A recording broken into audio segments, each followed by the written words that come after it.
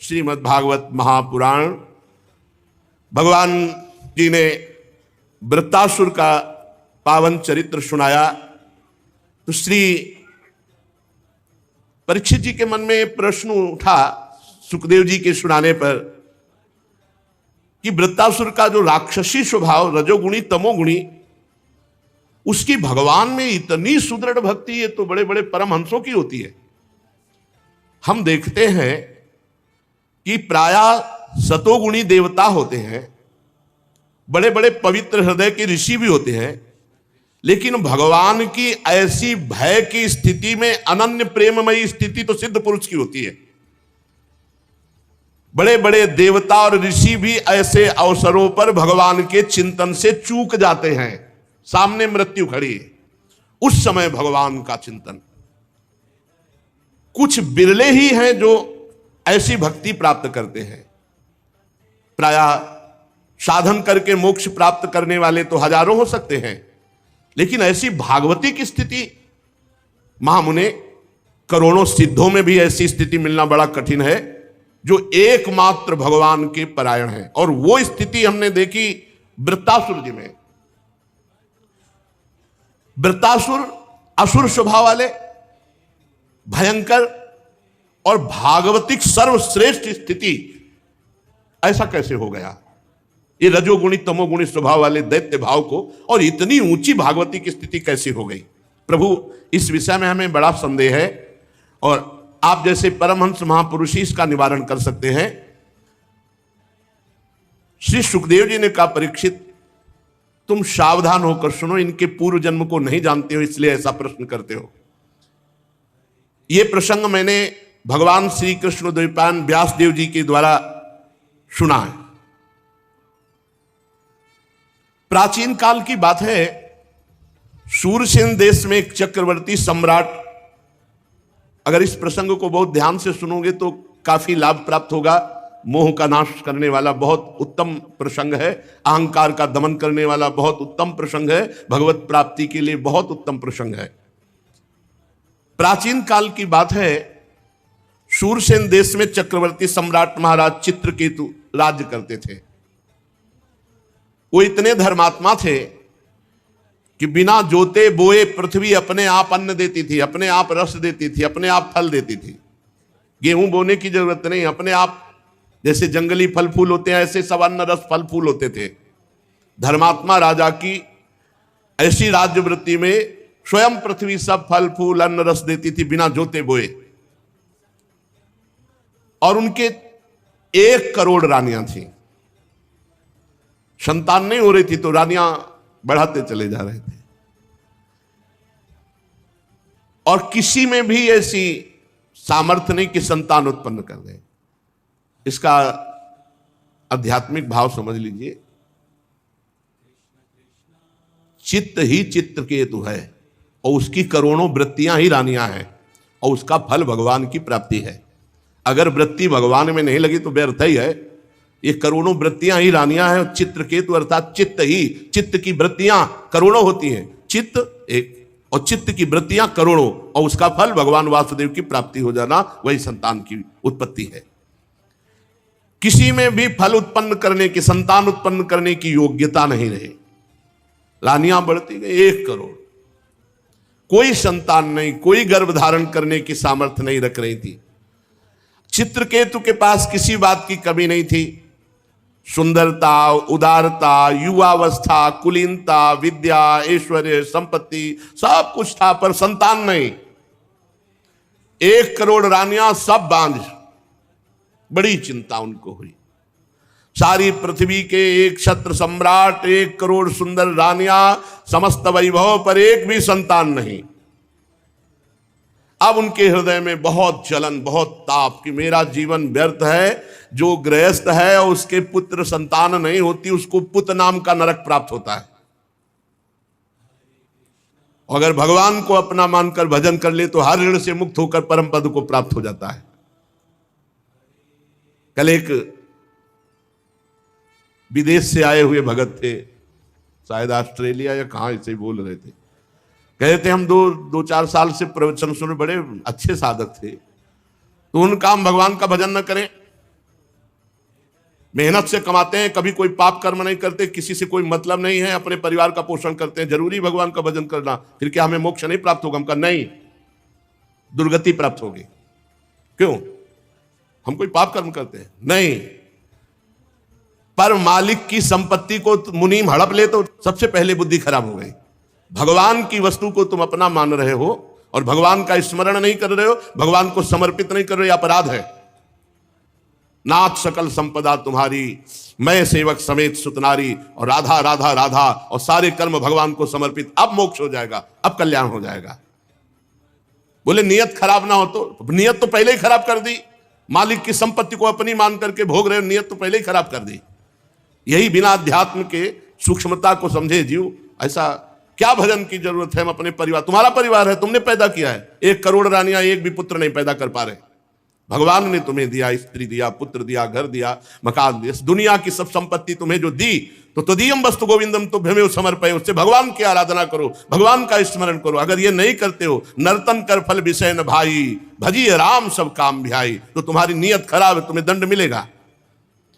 बड़े अंदर से जल रहे महाराज चित्रकेतु के 1 करोड़ रानियां, एक भी पुत्र नहीं। जब कोई धर्मात्मा पुरुष परेशान होता है तो महात्मा से मिला दिया जाता है, या तो महात्मा के यहां पहुंचा दिया जाता है, या महात्मा उसके यहां पहुंच जाते हैं। तो समर्थ अंगिरा ऋषि और देवर्षि नारद, ये विभिन्न लोकों में विहरण करने वाले महापुरुष, ये पहुंच गए चित्रकेतु के महल में। राजा ने देखा अंगिरा जी पधारे, प्रत्युत्थान अर्घ आदि अर्पित करके साष्टांग प्रणाम किया, बैठा ला, आतिथ्य सत्कार किया, और चित्रकेतु जी चरणों के समीप बैठ गए। अंगिरा जी ने कहा कि राजा तुम दुखी से दिखाई दे रहे हो, तुम्हारा राष्ट्र, कोष, सेना, परिवार, ये सब ठीक है ना? कौन सी परेशानी, तुम चिंताग्रस्त कैसे हो? और राजन, सुखी वही होता है जो अपने मन को वश में कर लेता है। सब कुछ ठीक हो लेकिन मन वश में ना हो तो जलाता रहता है, उक्लेश देता रहता है।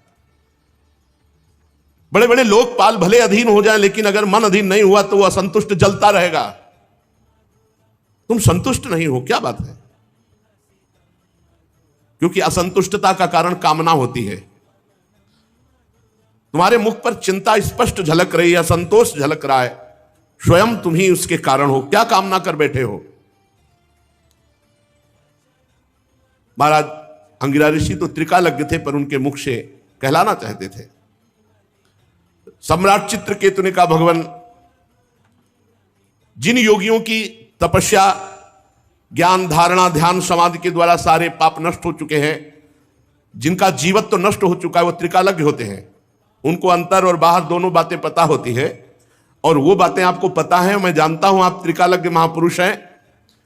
ऐसा होने पर भी जब आप जानबूझकर मुझसे ही सुनना चाहते हैं तो मैं आपकी आज्ञा मान करके निवेदन करता हूं। मुझे पृथ्वी का एक छत्र साम्राज्य प्राप्त है, ऐश्वर्य प्राप्त है, संपत्तियां प्राप्त हैं, लोकपाल भी जिनके लिए लालायित रहते हैं ऐसे भोग प्राप्त हैं, 1 करोड़ रानियां हैं, फिर भी एक भी संतान नहीं। महाभाग्यवान महर्षि, मैं तो बहुत दुखी हूं। और मैं ही दुखी नहीं, मेरे पितर भी दुखी हैं, क्योंकि उनको पिंडदान नहीं मिलेगा। जब संतान ही नहीं तो क्या होगा? अब परलोक में मुझे नरक मिलेगा। ऐसी व्यवस्था कर दीजिए कि लोक परलोक मेरा सुखमय हो जाए। श्री सुखदेव जी कहते हैं, परीक्षित, जब राजा चित्रकेतु ने इस प्रकार प्रार्थना की तो सर्व समर्थ्यम परम कृपालु ब्रह्मपुत्र भगवान अंगिरा ने त्वष्टा देवता के योग्य चरण निर्माण करके उनका यजन किया।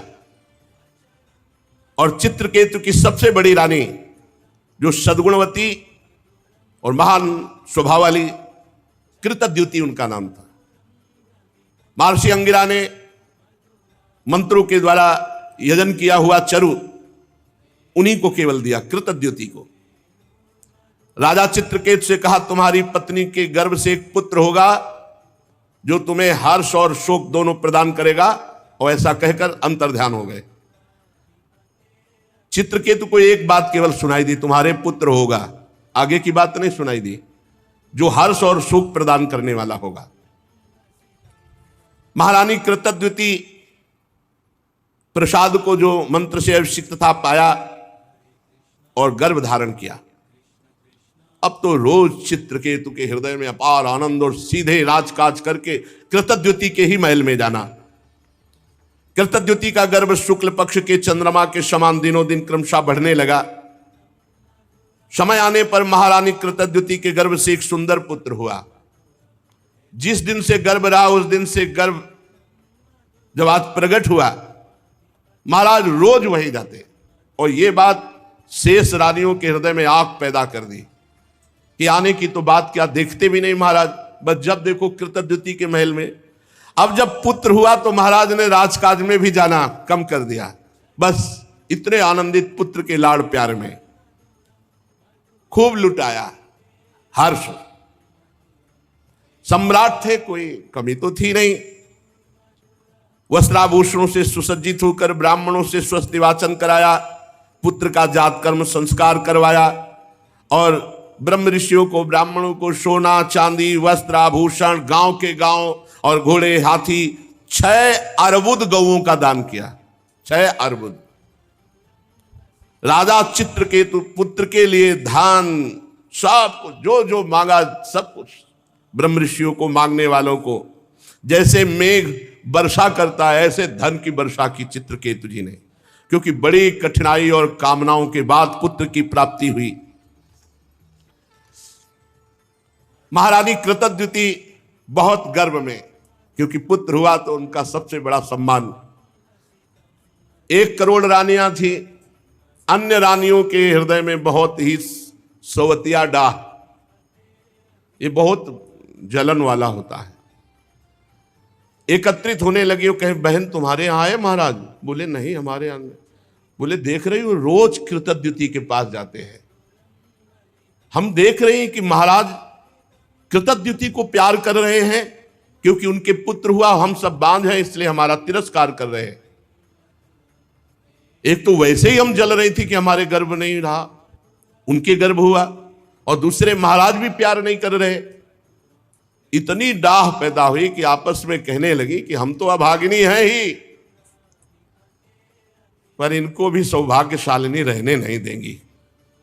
बड़ा विचित्र है ये डाह जो है, ईर्ष्या जो है, ये बहुत जलन पैदा करती है और बड़ा अनर्थ करा देती, बड़ा पाप करा देती है।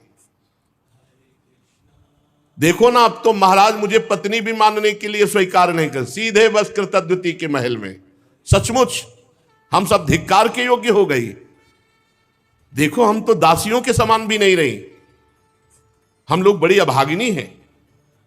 बार बार तिरस्कार पा करके भी सह रही इस तिरस्कार। अब सबने कृतद्युति के प्रति द्वेष प्रकट किया, और द्वेष डाह से बुद्धि मारी जाती है। उनके हृदय में क्रूरता छा गई और सबने एक संगोष्ठी बैठा ली अन्य रानियों ने, और कर कहा कि अगर राजे कुमार मार दिया जाए तो कृतद्युति जो फूली फूली घूम रही है ये सब ठीक हो जाएगा। देखो ईर्ष्या कौन सा रूप धारण करती है। नन्हे राजकुमार को मारने का प्लान बना लिया, संकल्प कर लिया। अब प्रायः धाय मां राजकुमार की सेवा में कई लगी रहती थी। एक धाय को संपत्ति और भय, संपत्ति दिया और भय की अगर नहीं करेगी तो तेरे मृत्यु दंड दिलाएंगे। तो वो तो रानियां ही हैं, भयभीत होकर के बच्चे के दुग्ध में हलाहल जहर डाल करके पिला दिया गया। देखो ईर्ष्या के कारण इनको यह ध्यान नहीं रहा कि महाराज की हालत क्या होगी। अपने हृदय की जलन मिटाने के लिए कितना बड़ा अनर्थ कार्य कर दिया कि पूरे राज्य का भविष्य उन्होंने चौपट कर दिया।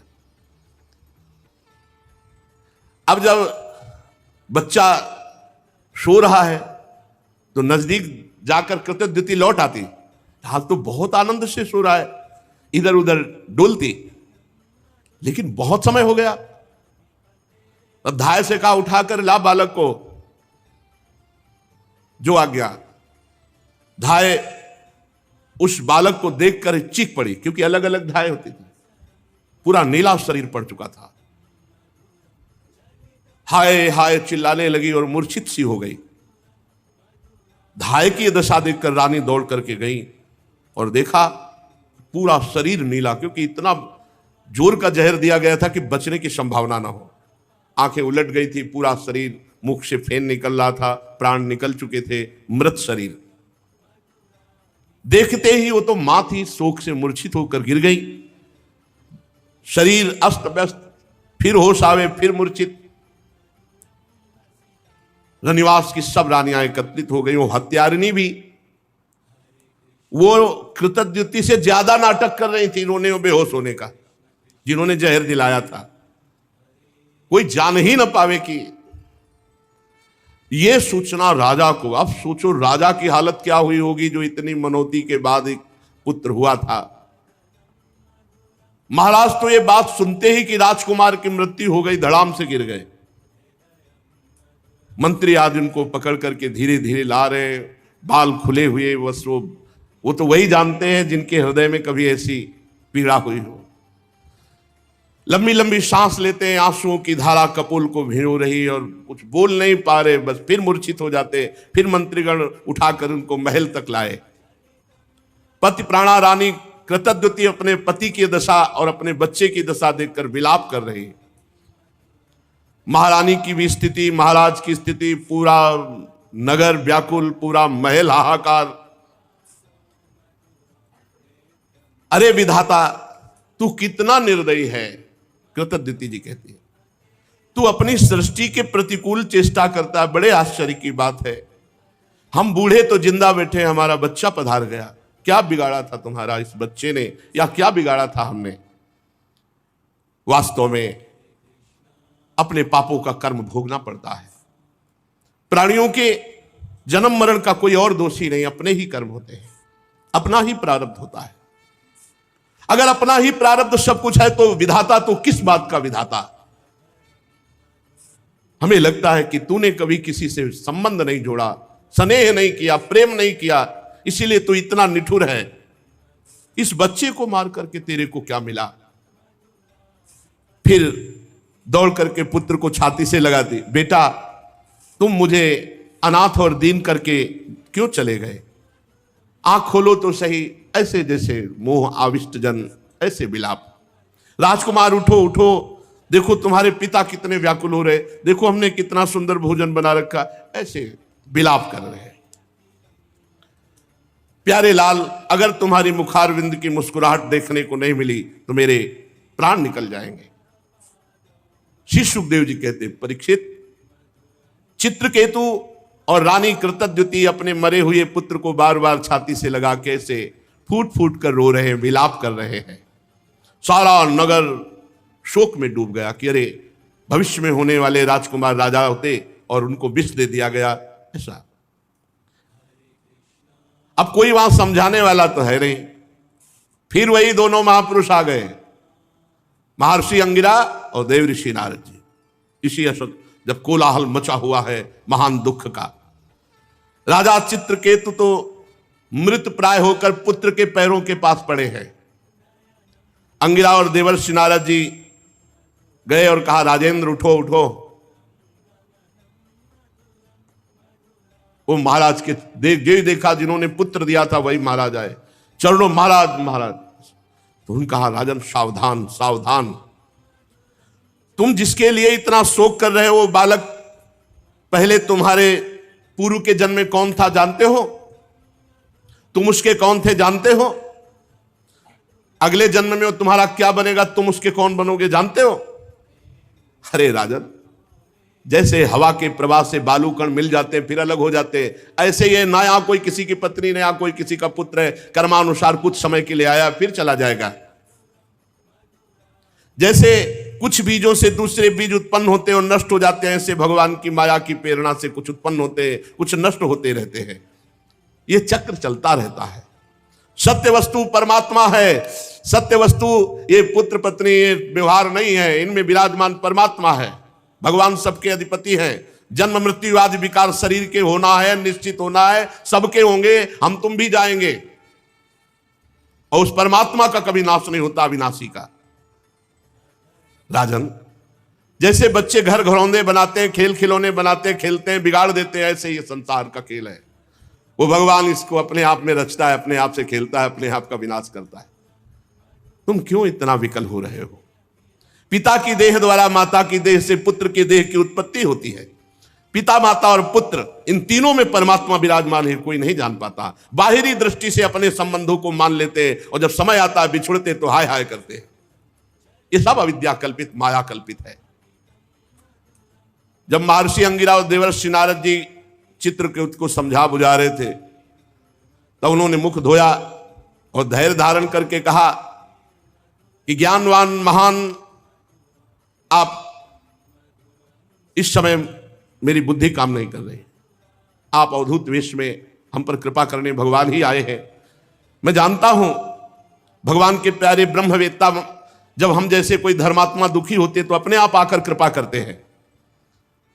सनत कुमार, नारद, ऋभु, अंगिरा, देवल, असित, अपांतरतम, भगवान व्यासदेव, मार्कंडे, गौतम, वशिष्ठ, भगवान परशुराम, कपिल देव, शुकदेव, दुर्वासा, याज्ञवल्की, जातुकर्ण, आरुणि, रोमस, च्यवन, दत्तात्रेय, आसुरी, पतंजलि, वेदशिरा, बौद्धमुनि, पंचशिरा, हिरण्यनाभ, कौशल्य, श्रुतदेव, ऋतध्वज, ये सिद्धेश्वर भूमंडल में घूमते ही रहते हैं। जब किसी धर्मात्मा पुरुष को कोई विपत्ति आती है तो किसी न किसी रूप में बदल कर आते हैं और उसका सहयोग करते हैं, ज्ञान उपदेश करते हैं। हमें लगता है आप लोग हमें ज्ञान उपदेश करने के लिए आए हो। तो महर्षि अंगिरा ने कहा, राजन जरा नेत्र खोल करके देखो, मैं अंगिरा ऋषि देवर्षि नारद है। जब तुम पुत्र प्राप्ति के लिए विकल होकर बोले थे, हम ही ने तुम्हें पुत्र प्राप्ति का वरदान दिया था और कहा था तुम्हें हर्ष और शोक होगा। ये तुम्हारे सामने खड़े भगवान के स्वरूप देवर्षि नारद हैं। जब हम लोगों ने देखा कि तुम्हारा जैसा धर्मात्मा राजा पुत्र शोक से अज्ञान अंधकार में डूब रहा है तो सोचा चलो धर्मात्मा को शोक में डूबने का अवसर नहीं दिया जाता। तुम्हारे ऊपर अनुग्रह करने के लिए, कृपा करने के लिए भगवान ने हम दोनों को भेजा है। सच्ची बात तो यह है कि जो धर्म का पालन करता है वो शोक करने योग्य नहीं होता। वैसे तो मैं तुम्हें जब पहली बार ही आया था तो तुम्हें ब्रह्म ज्ञान का उपदेश देने के लिए आया था, लेकिन देखा कि तुम पुत्र कामना से युक्त हो तो पहले तुम्हारी यह कामना नष्ट हो तब तुम्हें ज्ञान की प्राप्ति होगी। इसीलिए मैंने तुम्हें ज्ञान न देकर पुत्र दिया। अब तुम स्वयं अनुभव करो क्या सत्य है, पुत्रवान को कितना दुख होता है। यही बात स्त्री, घर, धन, विविध प्रकार की ईश्वर संपत्तियां जिसमें हम अपनापन कर लेते हैं वो परिणाम में दुख ही देता, क्योंकि संसार दुखालय हम अशाश्वतम। राजन, ये शोक मोह भय दुख का कारण है भगवान से विमुख होना। ये मन के खेल खिलौने हैं, ये माया का जादू है। इसलिए सृष्टि के राग में न फंस करके जो भगवान का भजन करता है वही शोक रहित होता है। तुम परमात्मा में स्थित हो। देवर्षि नारद जी ने कहा, राजन मैं तुम्हें एक मंत्र देता हूं, इस मंत्र का जाप करो। 7 दिन में भगवान शंकर शेष जी का तुम्हें दर्शन हो जाएगा। भगवान शंकर आदि ने श्री शंकरषण देव की ही चरणों का आश्रय लिया था और द्वैत का भ्रम त्याग कर महामहिमा में शुद्ध ज्ञान को, इससे बढ़कर कोई नहीं है, इसी को परम पद कहते हैं। देखा कि मंत्र लेने में रुचि नहीं है क्योंकि पुत्र पधारा। शोक और उस समय मंत्र। देवर्षि नारद जी ने आकर्षण किया उस जीवात्मा का जो पुत्र के रूप में आई थी। देवर्षि नारद जी ने कहा, जीवात्मन पश्य भद्रम ते मातरम पितरम चते सुहृदो बांधवास तप्ता सुचा त्वत्कृते आधृषम कलेवरम स्वाम अविश्य शेषमायु सुहृदव्रता भुंक्ष भोगान पितृ प्रत्तान तिष्ठ नृपासनम। चलो इस शरीर में आ जाओ और पूरी आयु व्यतीत करके तब फिर यहां से जाना। आ जाओ, जीवात्मा को बुलाया। ये देखो तुम्हारे पिता कैसे व्यतीत हो रहे हैं, माता कैसे, और सब पूरा महल के साथ रो रहा है। आओ और पिता के दिए हुए भोगों को भोगो और मैं कह रहा हूं पूरी आयु व्यतीत करो। चलो अपने शरीर पे आ जाओ।